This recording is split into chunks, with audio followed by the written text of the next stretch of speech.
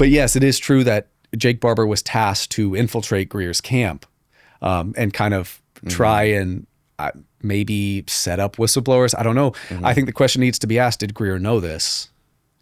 Was Jake sent in to promise him high-level information, and did Greer know about this and willingly let Barber in, knowing that he was an agent for possibly an agency? Because around the same time, 2023, there are multiple Greer whistleblowers who I have found in Greer's DPI archive, his Disclosure Project Initiative archive, and I formed friendship and relationships with, that contacted Greer, and always in 2023, they started facing reprisals.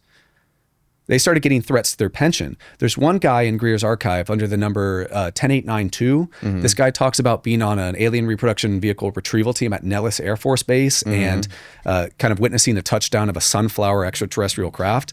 That he cut off contact with Greer because he was threatened with inappropriate, explicit underage content. Oh my God. Yeah. And so this stuff all happened started really ramping up around 2023. And so is there a connection there? One must ask. It's quite perplexing. It really is, man. But also, who knows? Greer's operational security is absolutely abhorrent. So there's no excuse that I should be able to go into his archives and be able to track down some of the whistleblowers. No excuse. Right. The operational security is so bad. I should not be able to do that.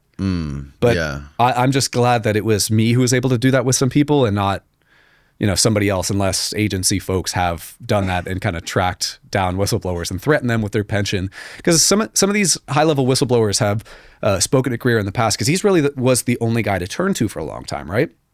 He ran the Disclosure Project. Yeah, that's in the crazy 2000. thing about him. I mean, a lot of people, everybody fucking hates Greer for the most part. I've never heard anyone say anything nice about him except for Jesse Michaels. Jesse Michaels is the one person who's like, bro, you got to give him credit. He's been doing this forever. He's brought forward the most amount of whistleblowers that have divulged the most amount of information. So take it for what it's worth.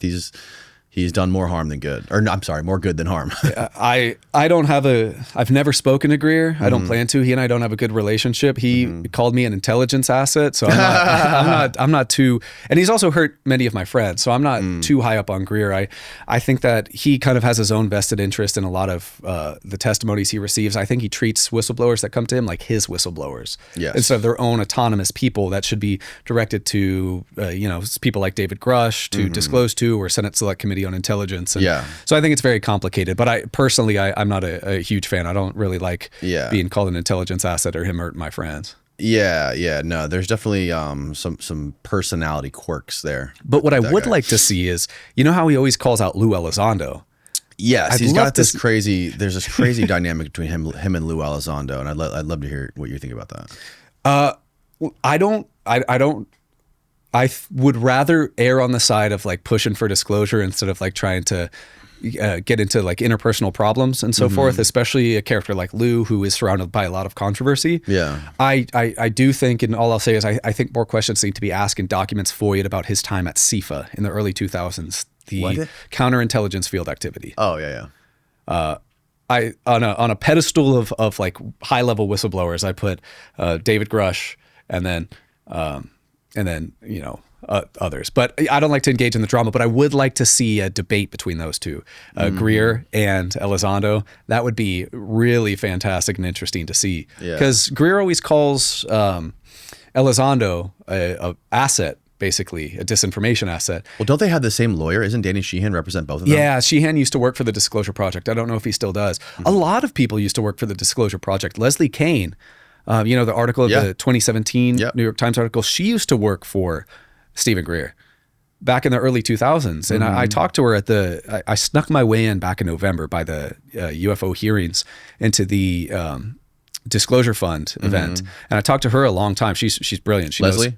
She knows quite a bit, but she even used to work with Greer. And I think back in the day, Greer had a little bit of a different mindset. I think maybe some of the problems with him arose more in the future, but that drama between the two is pretty interesting. Yeah, man. When you start to paying too much attention to the personalities and the UFO celebrities and the drama, you start to get lost in this whole thing. And I think it's probably intentional. And then the combination of Twitter, people on Twitter, arguing about who's right and who's wrong, and then you mix in the fact that everyone's trying to sell a book or a documentary or a movie, and they're building their careers on this stuff. You know, I'm not innocent of it. I do podcasts. I make money on podcasts about UFOs. So I try not to make it my whole personality and my whole identity as much as I possibly can. But, you know, there's just so much fucking bullshit to cut through, bro. And especially official nonsense like Dr. Sean Kirkpatrick, the head of AARO, who is fraught with a lot of really weird past. So you're familiar with Dr. Sean Kirkpatrick of AARO, right? Well, Sean Kirkpatrick has a very checkered past before AARO and pretty interesting future after AARO. So Sean Kirkpatrick gets a hold of AARO in like 2022. AARO reports to the Undersecretary for Defense for Intelligence and Security. This at the time is Ronald Moultrie, who was both on the board for Battelle Memorial Institute. Oh yeah, I want to talk about them. Oh, absolutely. The MITRE Corporation and like a group called the Better Angels, which is funded by the Carlyle Group, which is a huge big money group. Yeah. So Kirkpatrick and Moultrie famously in 2022 kind of debunked the subject of UFOs and so forth. Kirkpatrick used to be a senior research scientist for SAIC, Science Applications International Corporation, even published with them quite a few times. In 2022, AARO engaged in contracts under the DoD for AARO support services with a company called Sandcorp. Sandcorp, one directive is to stop whistleblower leaks. Oh, wow. And I recently tweeted about this. I have the exact contract number, but AARO is getting in contracts with companies that specialize in whistleblower leaks. But I want to focus on what Sean Kirkpatrick did after AARO. You know, he leaves AARO in a tirade, oh, nobody likes me, all that, really whiny. And then he goes on to work at Oak Ridge, which is a Department of Energy, FFRDC, federally funded research and development center. That's where he works now? No, not now. Okay. But we can talk more about FFRDCs because when people talk about UFO legacy programs like joint United States government contractor like Air Force and Northrop Grumman UFO programs, the missing link there is the FFRDCs. This is stuff like the MITRE Corporation, the Aerospace Corporation, Triad National Security run by Battelle, the Oak Ridge, Sandia National Labs, Lawrence Livermore. But so Kirkpatrick goes to work at Oak Ridge. He also joins Georgia Tech's, let me see what it's called because I wrote this down. I can't remember, but he went on as Georgia Tech Research Institute, UARC, a university-affiliated research center, as basically a senior consultant, a senior research consultant. A UARC, a university-affiliated research center, is the university counterpart to the FFRDCs, the federally funded research and development centers. What these two institutions are corporate and university systems that are semi-private, but mostly kind of DoD and government owned. That's why one of my big theories is that a lot of these programs operate with the subject matter experts and R&D wizards being these FFRDCs because they're not fully, it's not like a contractor fully removed from United States government or United States DoD. The FFRDC is a corporation still attached inherently to US government.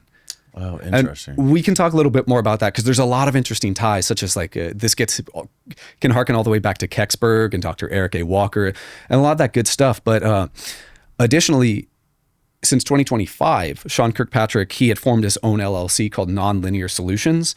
And as of 2025, Nonlinear Solutions is contracting for the MITRE Corporation for U.S. Spacecom. U.S. Space Command. And what's interesting there is in some FOIA documents by a Twitter user named TagOM, in 2023, Kirkpatrick met with senior officials at U.S. Spacecom to brief them on UFO response and recovery and material transfer. So, you know, what are the very strange connections there? AARO stinks to high heaven.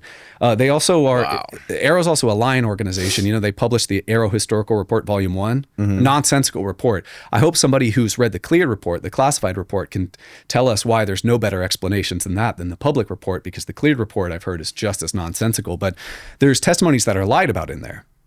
A very specific example is Michael Herrera. We got Michael Herrera's memorandum for record with AARO because in the AARO Historical Report Volume 1, it talks about Michael's testimony. It says like a U.S. Marine encountered an extraterrestrial vehicle in U.S. Special Forces. First of all, Michael never said extraterrestrial vehicle. He always thought this was a man-made vehicle and never said U.S. Special Forces. He just said unidentified Special Forces.